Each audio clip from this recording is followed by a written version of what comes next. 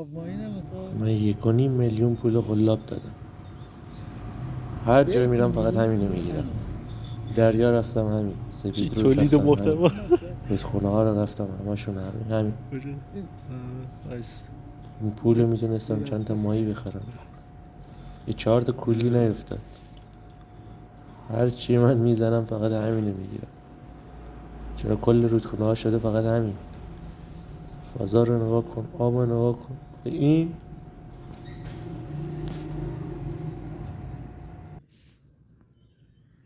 روشن.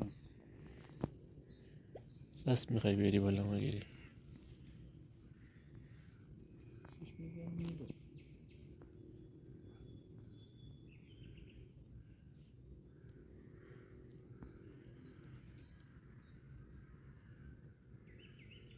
بگی بس میکنی اما